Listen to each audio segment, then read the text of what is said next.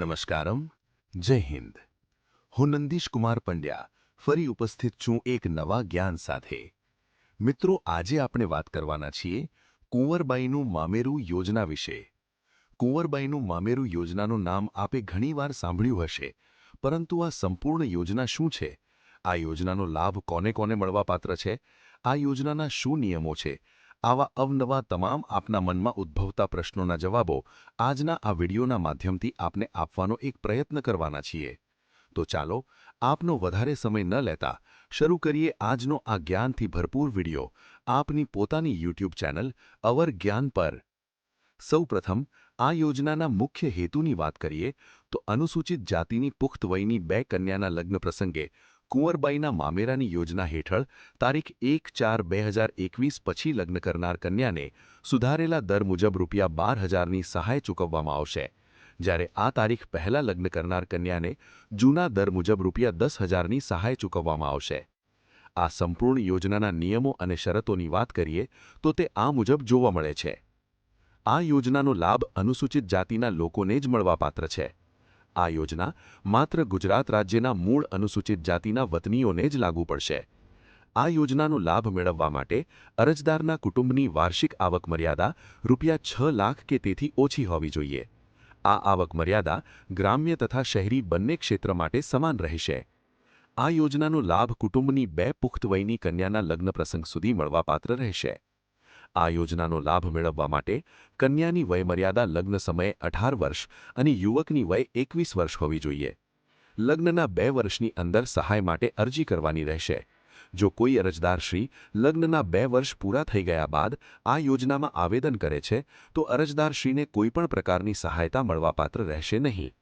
7 ફેરા, સમૂહ લગ્ન, આયોજિત લગ્ન કે મંદિર, મસ્જિદ, ચર્ચ અને ગુરુદ્વારામાં કરેલ લગ્નના કિસ્સામાં જિલ્લામાંથી કુંવરબાઈનું મામેરું યોજનાની સહાય મળવાપાત્ર થશે.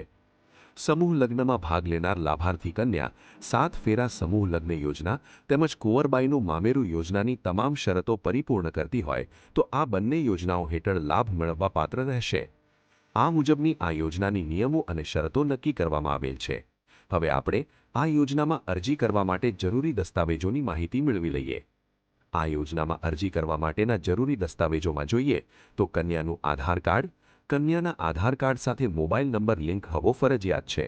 સક્ષમ અધિકારીશ્રી પાસેથી મેળવેલ કન્યાની જાતિનો દાખલો, સક્ષમ અધિકારીશ્રી પાસેથી મેળવેલ કન્યાના પિતા અથવા વાલીની વાર્ષિક આવકનો દાખલો, લગ્ન નોંધણી પ્રમાણપત્ર. જો આપની પાસે લગ્ન નોંધણી પ્રમાણપત્ર ન હોય તો લગ્ન નોંધણી પ્રમાણપત્ર માટેની સંપૂર્ણ પ્રક્રિયા અમો દ્વારા કરાવી આપવામાં આવશે. બેંક પાસબુકની પ્રથમ પાનાની નકલ અથવા રદ કરેલ ચેક.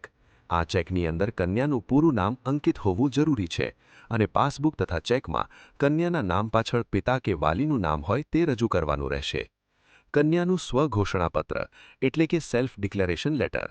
આ સ્વઘોષણાપત્ર આપને અમોની પાસેથી ઉપલબ્ધ કરાવી આપવામાં આવશે.